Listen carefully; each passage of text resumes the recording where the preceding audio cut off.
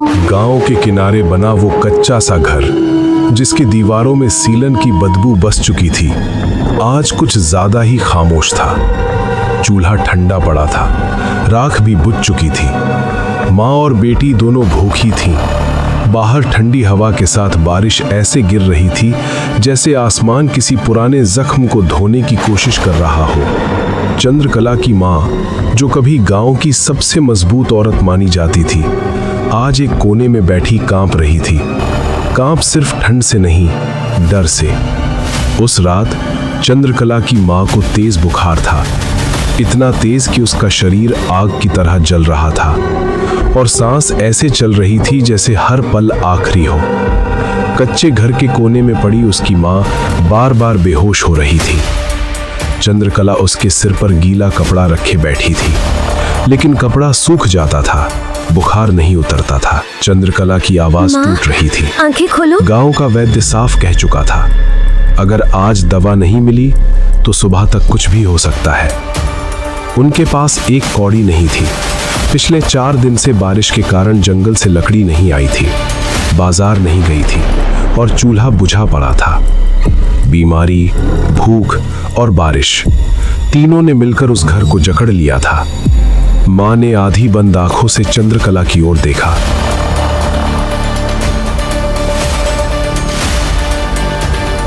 बेटी, आज मत जाना। उसकी आवाज इतनी कमजोर थी कि हवा में टूट रही थी। चंद्रकला सन्न रह गई। माँ, अगर आज दवा नहीं आई तो? वो वाक्य पूरा नहीं कर पाई। माँ ने कांपते हाथ से उसका हाथ पकड़ा। आज छलावा घूमता है। ये शब्द सुनते ही चंद्रकला के रोंगटे खड़े हो गए। चंद्रकला उठ खड़ी हुई।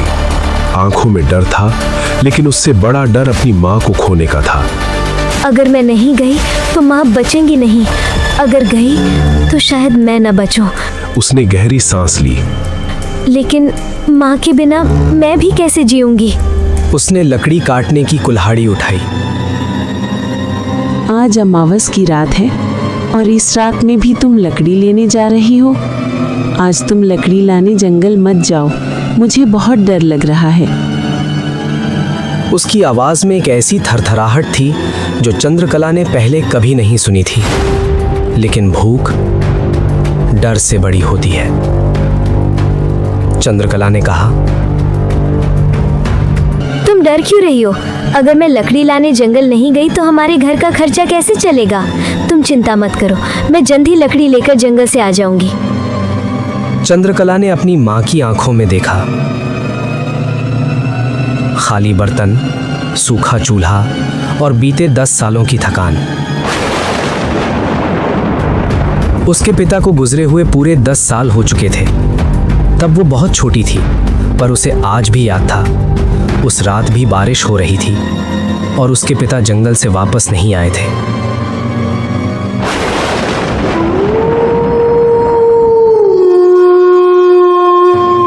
उसने हिम्मत जुटाकर कहा, माँ, अगर आज भी हम घर में बैठे रहे तो भूख हमें मार डालेगी। अगर मैं जिंदा लौट आई तो आज चूल्हा जलेगा।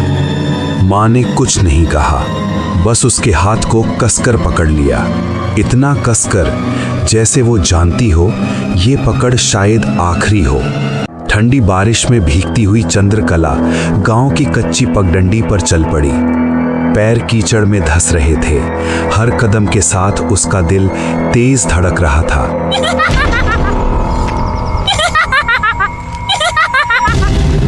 गांव के आखिरी मोड़ पर एक छोटा सा चाय का ढाबा था। पीली रोशनी, जलता लालटेन और उसके नीचे बैठे गांव के बुजुर्ग। उसी चाय की दुकान पर बैठे थे गांव के 4-5 लोग। उनमें राजन, विक्रम और गांव के सबसे बूढ़े भानु काका भी बैठे थे। अरे, आज ये कुत्ते इतना क्यों भौंक रहे हैं बे? पूरा गांव इन कुत्तों की आवाजों से डर रहा है। मन्ने तो लग रहा है कोई आत्मा पिशाच बाहर घूम रहा है। अमावस की रात है ना आज? भाइयों, मैंने तो ये भी सुना था कि जंगल का छलावा रूप बिस भी बदलता है। कभी कभी तो इंसान का रूप ले लेता है। भानु काका बोले, हाँ, आज अमावस्या की रात है और आज की रात जंगल में जाना मतलब अपने ही सिर पर लाठी मारने जैसा होगा। आज छलावा रास्तों में भटकता है। सब लोगों की बातें चल ही रही थी कि उतने में दूसरी तरफ से चंद्रकला दिखाई दी।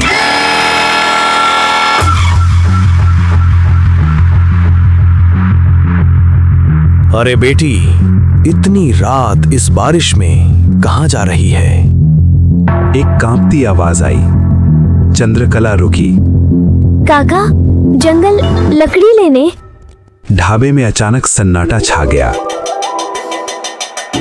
मत जा, ये रात बिल्कुल ठीक नहीं है बेटा। पागल हो गई है क्या? चंद्रकला बोली। अगर मैं लकड़ी लाने जंगल नहीं गई तो मेरे घर का खर्चा कैसे निकलेगा? पैसों के लिए मुझे मजबूरी में लकड़ी लाने जंगल जाना पड़ता है। एक बुजुर्ग ने लगभग फुसफुसाते हुए कहा, आज की रात जंगल अपना नहीं रहता। आज छलावा बहुत ताकतवर होता है। हर रोज मेरी माँ मुझे उस जंगल में जाने के लिए मना करती है, लेकिन मैं उसकी बात नहीं मानती। दूसरे ने कहा, जो दिखे वो सच नहीं, जो बुलाए वो अपना नहीं।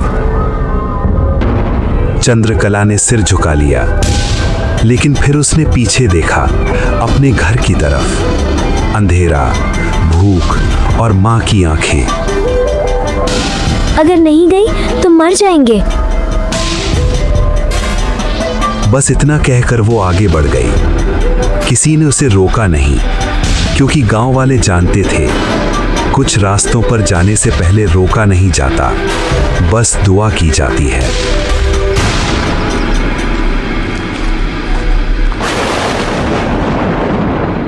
इतने में एक जोरदार ठंडी हवा चली। लालटेन की लौ एकदम लहराई और जैसे किसी ने पास में ही हंसकर फुसफुसाया हो। सबके रोंगटे खड़े हो गए, लेकिन चंद्रकला डरी नहीं। वो आगे बढ़ गई। चंद्रकला चाय की दुकान से आगे निकल चुकी थी। गांव की आखिरी बाउंड्री पार होते ही वो सुनसान डरावने जंगल का रास्ता शुरू हो जाता है। रात का अंधेरा और भी भयानक हो गया था। पेड़ों की टहनियां हवा में हिल रही थी। जंगल की आवाज ऐसी आ रही थी कि मानो किसी इंसान की आवाज हो। चंद्रकला रुक जाती है। कौन है रे? पर जवाब सिर्फ सन्नाटा। तभी अचानक उसे दिखा एक परछाई आगे पेड़ से उतरकर खेत की तरफ चली गई, धीरे मगर इंसान जैसी चाल में। जैसे ही उसने जंगल की सीमा पार की, हवा की आवाज बदल गई। ये अब सिर्फ हवा नहीं थी, ये फुसफुसाहट थी। पेड़ों से टकराती बारिश, टहनियों की चरमराहट और पीछे से आती पायल की आवाज। छन छन, बिल्कुल वैसी जैसी उसकी माँ पहनती थी।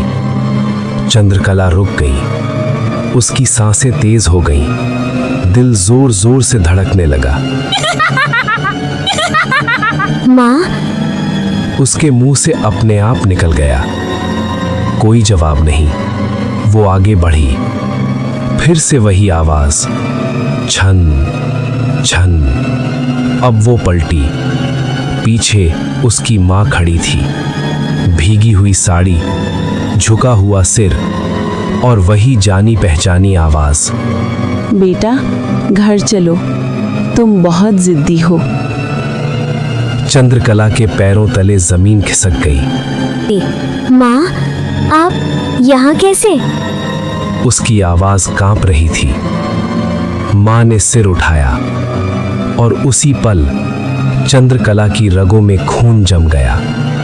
उसकी आंखें पूरी तरह काली थीं। चेहरा धीरे धीरे पिघलने लगा। होंठ खिंचकर एक भयानक मुस्कान में बदल गए और फिर वो हंसने लगी। ऐसी हंसी जिसमें इंसानियत नहीं होती। हंसी गूंजती रही और अगले ही पल वो गायब, जैसे कभी थी ही नहीं। डर के बाद भी चंद्रकला वहीं बैठ गई, उसका शरीर सुन्न हो चुका था। ये माँ नहीं थी? उसका दिमाग चिल्ला रहा था, पर जंगल अभी खत्म नहीं हुआ था।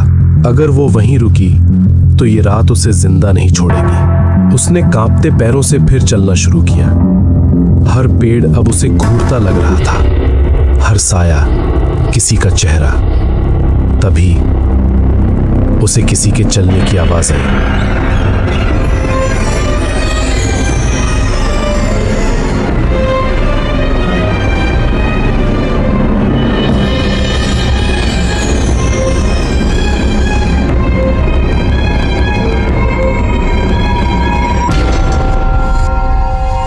कौन है रे राजन?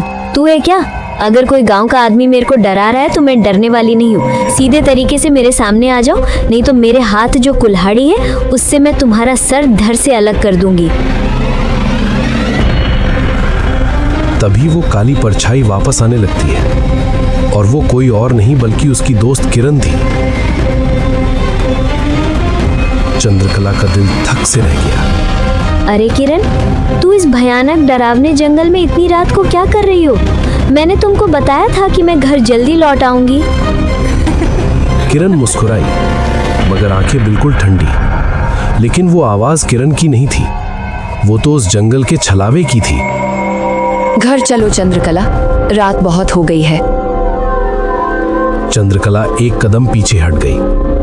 उसी पल किरण जैसी आकृति धीरे धीरे धुंध बनकर गायब हो गई। ये देख के चंद्रकला का खून जमने लगा। ये कौन था? ये तो किरण नहीं थी, ये तो इस जंगल का छलावा था। तब भी चंद्रकला रुकी नहीं, वो आगे बढ़ने लगी। जंगल के रास्ते से भयानक डरावने डरावने आवाजें आनी शुरू हो गईं। थोड़ी देर बाद चंद्रकला जंगल के बीच आ चुकी थी। अब उसको पीछे लौटने की हिम्मत नहीं हो रही थी। आगे जाने का डर अलग। अचानक उसे अपने पीछे किसी के चलने की आहट आई। वो पीछे मुड़ी, लेकिन वहां कोई नहीं था। ये सब देख के चंद्रकला जोर से चिल्लाई, कौन है रे? सामने आ। तभी एक बार और उसके पीछे धीमी खुरदरी आवाज आई, जैसे किसी 80 साल के बुढ़े की आवाज हो। फिर से चंद्रकला पीछे मुड़ी तो अपने पीछे उसको उसी के गांव के भानु काका दिखाई दिए, जो चाय के दुकान पर बैठे हुए थे। भानु काका, आप इस वक्त इस जंगल में? आपने तो मुझे जंगल जाने को रोका था, तो आप इस जंगल में इतनी रात को क्या कर रहे हो? मैं तेरा ही इंतजार कर रहा था चंद्रकला। चंद्रकला, आज तुझे मेरे हाथों से कोई नहीं बचा सकता। वो तेजी से आगे बढ़ने लगी। इस बार भारी कदम। कौन है? उसकी आवाज मुश्किल से निकली। सामने से एक आकृति उभरी। अरे बेटी, मैं हूँ रमेश काका। गांव के रमेश काका, जाने पहचाने चेहरे, सुरक्षित लगती आवाज। लेकिन चंद्रकला पीछे हटने लगी। उसे बूढ़ी अम्मा की बात याद आ गई। छलावा हमेशा पहचान के चेहरे पहनता है। उसने जानबूझकर आंखें नीची रखी। काका, आप यहाँ क्या कर रहे हैं? रमेश काका मुस्कुराए, पर उनकी मुस्कान आंखों तक नहीं पहुंची।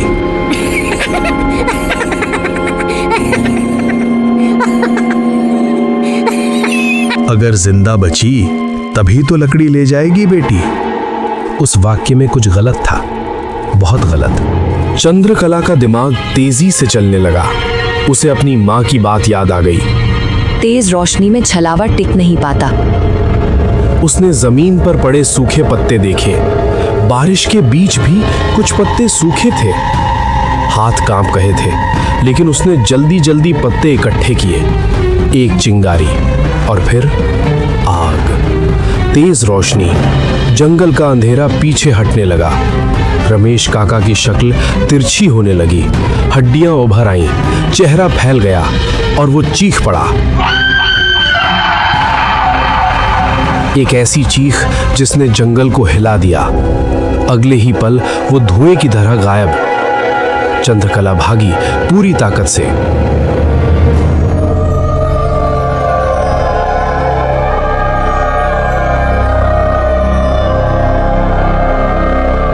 लेकिन तभी उसके सामने फिर वही आकृति आ खड़ी हुई, इस बार बिना चेहरा बदले।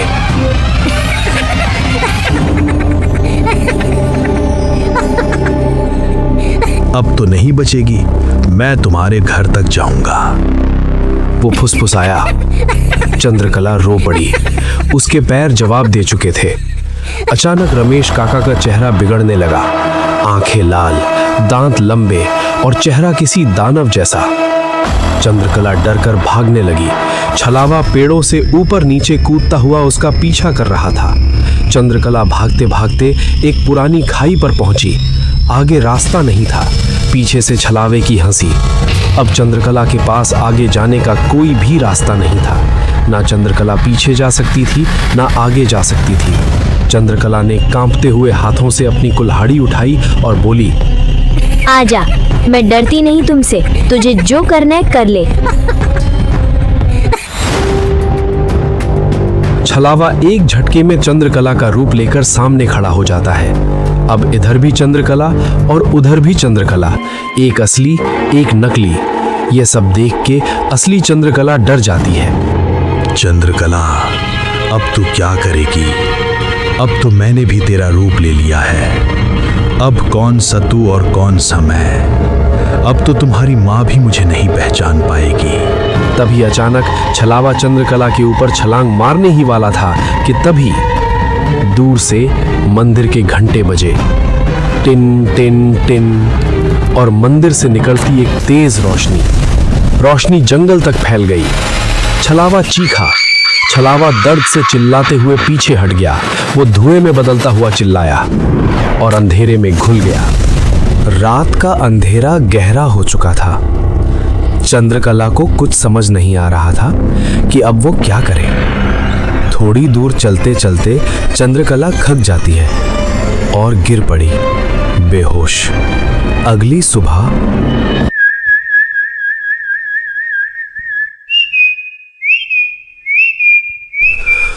गांव में हड़कंप मच गया। वो जंगल गई थी और लौटी नहीं।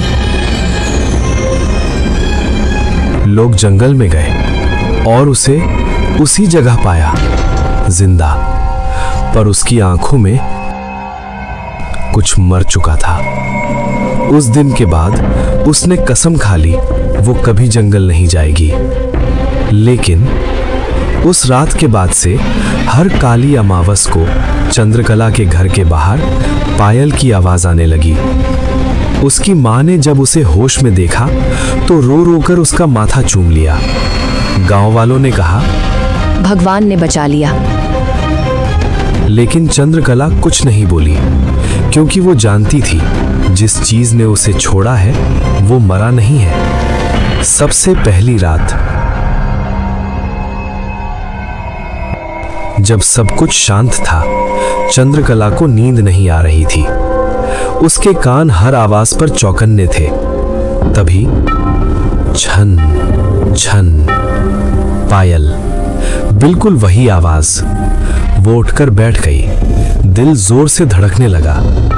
उसने धीमे से पुकारा, माँ। कोई जवाब नहीं, लेकिन आवाज अब आंगन से आ रही थी। छन छन। चंद्रकला ने धीरे से दरवाजे की ओर देखा।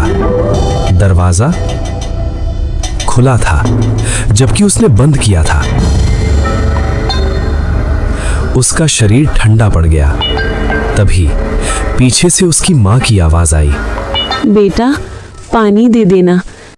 चंद्रकला ने राहत की सांस ली, लेकिन तभी उसका खून जम गया, क्योंकि उसकी माँ की आवाज घर के अंदर से आ रही थी और पायल की आवाज अब भी बाहर थी। एक घर, दो आवाजें। चंद्रकला धीरे धीरे पीछे मुड़ी।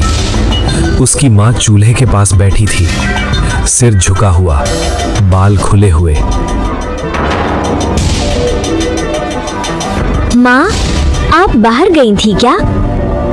चंद्रकला की आवाज कांप रही थी। माँ ने सिर उठाया। नहीं तो मैं तो यहीं थी। चंद्रकला का गला सूख गया। तो बाहर पायल? माँ ने अचानक उसकी ओर देखा। उसकी आंखों में डर था। कौन सी पायल बेटी? और तभी छन छन, अब आवाज बिल्कुल दरवाजे के पास थी, जैसे कोई अंदर आने वाला हो। दरवाजे के उस पार माँ और बेटी दोनों सांस रोके खड़ी थी। दरवाजे के उस पार कोई खड़ा था, बहुत पास, इतना पास कि उसकी सांसों की आवाज सुनाई दे रही थी। फिर ठक ठक, दरवाजा खटखटाया गया, बहुत धीरे। बाहर से आवाज आई, माँ, दरवाजा खोलो। चंद्रकला चीख पड़ी। नहीं, ये मेरी आवाज है। माँ पीछे हट गई, उसकी आवाज टूट रही थी। बेटा, हनुमान जी का नाम लो। बाहर खड़ा कुछ हंसा, बहुत धीमी हंसी। नाम लेने से क्या होगा जब मैं अंदर ही हूँ। और उसी पल दरवाजा अपने आप खुल गया। वो जो अंदर था, दरवाजे पर कोई नहीं था, लेकिन घर के अंदर हवा अचानक ठंडी हो गई। दिया कांपने लगा और फिर बुझ गया। अंधेरा पूरी तरह।